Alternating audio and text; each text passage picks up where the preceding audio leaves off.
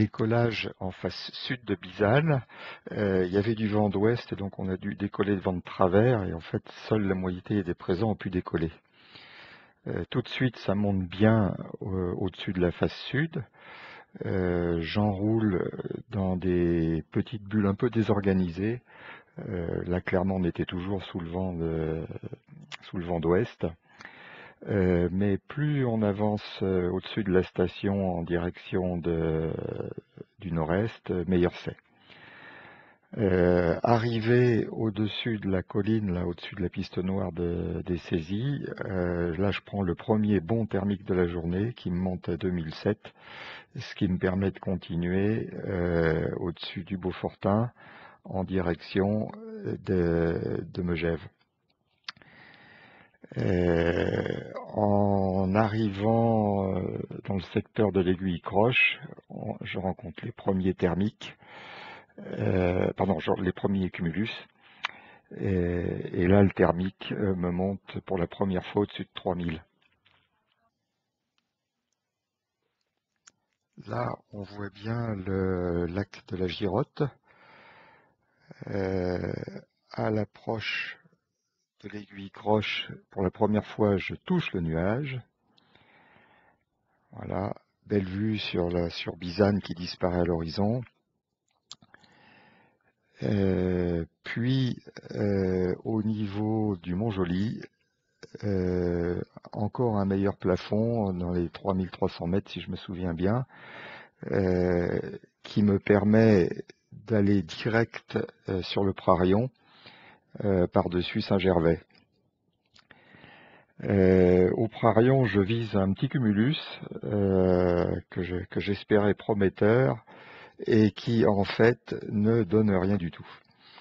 Donc demi-tour vers d'autres barbules un peu plus loin, où je zone un moment en compagnie de quelques autres voiles.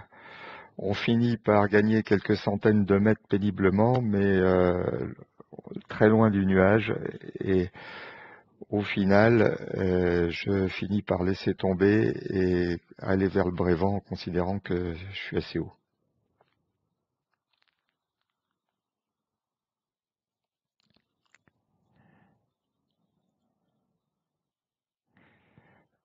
Pour info, Jacques Bayeul, qui avait un quart d'heure d'avance sur moi, était allé direct du Mont-Joli jusqu'au Brévent. Donc en bas, là, on voit Chamonix, on devine Plan-Prat là, à mi-pente. Ça monte très fort devant le Brévent, mais c'est aussi très turbulent, et j'avoue que j'ai pas envie de trop moisir ici pour faire le plafond qui est probablement supérieur à 2007 ou 2008, là où je suis là, mais ça turbule trop, donc je ressors très vite de la vallée. Et en fait, la ressortie de la vallée, je la fais au large de la crête, et ça monte tout le long. Ce qui fait que je sors avec une grosse marge devant la zone interdite des aiguilles rouges, et je peux transiter directement sur la pointe de Varan sans passer par les reliefs derrière le déco de Passy, qu'on voit bien ici. Et bon, j'étais même parti tellement haut que j'arrive au pied de l'aiguille de Varan, au niveau du décollage des chalets de Varan, qu'on a déjà fréquenté plusieurs fois lors des sorties club. Et là, derrière ce décollage, ça monte faiblement, mais ça monte. Donc j'enroule dans un petit thermique tranquille là sur l'épaule.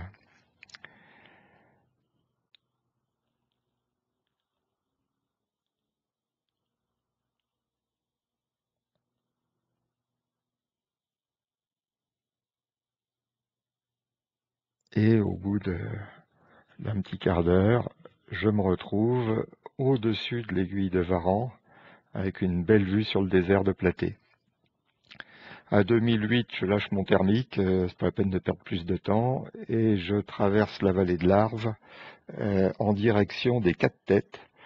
Alors les Quatre Têtes, c'est un avant-relief qui est au pied de la pointe percée, et qui est la clé de l'entrée sur les Aravis. Donc voilà, j'arrive sur l'épaule qui monte aux 4 têtes et tout de suite ça monte. Il y a pas mal de voiles dans le secteur, à la fois devant les 4 têtes où je suis et aussi de l'autre côté. Ça a l'air de monter de partout. Je viens me recentrer sur le sommet des 4 têtes et bon, après un nouveau petit cafouillage, ça finit par ressortir au-dessus de la pointe percée.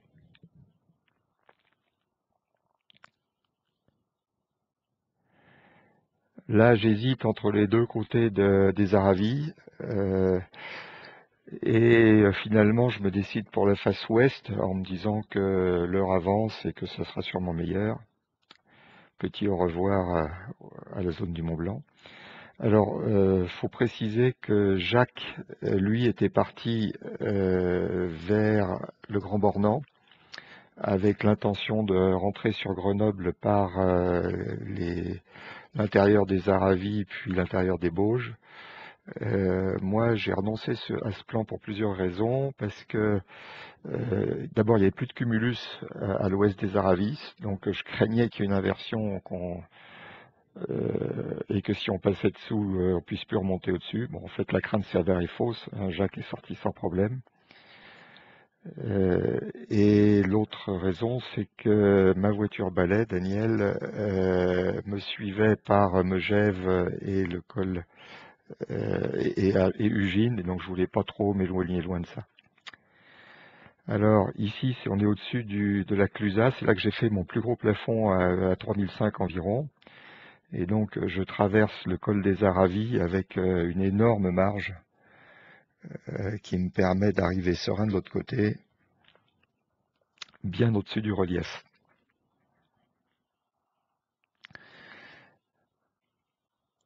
Là on aperçoit bien la route du col des Aravis. De l'autre côté du col des Aravis, là aussi il y a des tas de jolis cumulus, mais bon, à un moment ça monte un peu, j'enroule mais ça donne pas grand chose, donc vu que ça a l'air très bon devant, je continue sans trop m'inquiéter. Et en fait, je me retrouve plus bas que prévu. Et comme il y a une assez forte composante d'ouest, il y avait à 3000, il y avait bien 15-20 d'ouest, ce qui fait que même accéléré, j'avance pas très vite et je perds pas mal d'altitude.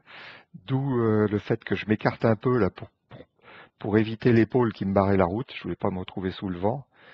Et en fait, sur cette épaule, j'ai trouvé un très bon thermique où je refais plus de 3000, ce qui me permet d'aller directement sur la dent de Cons sans même repasser par la crête principale des Aravis. Voilà, donc ici je passe Ugine. À droite on aperçoit Faverges. Et toujours fortement contré par l'ouest en haut puis par la brise en bas. Je perds pas mal d'altitude et je fais même ici un point bas vers 1300. Mais bon, heureusement, la face nord de la dent de Cons, c'est une valeur sûre. Il y a la brise du lac d'Annecy qui vient taper dessus. Et donc, dans cette petite combe qui canalise la brise, là, moi et une autre voile, on se refait assez facilement. Et on refait presque 1500 mètres de gain tous les deux, d'abord dans la combe, puis au-dessus de la crête de la dent de Cons.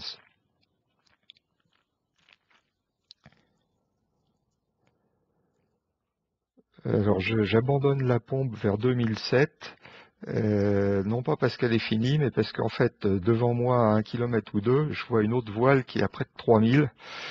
Et donc je me dis qu'il doit y avoir un thermique meilleur à l'autre extrémité de la crête.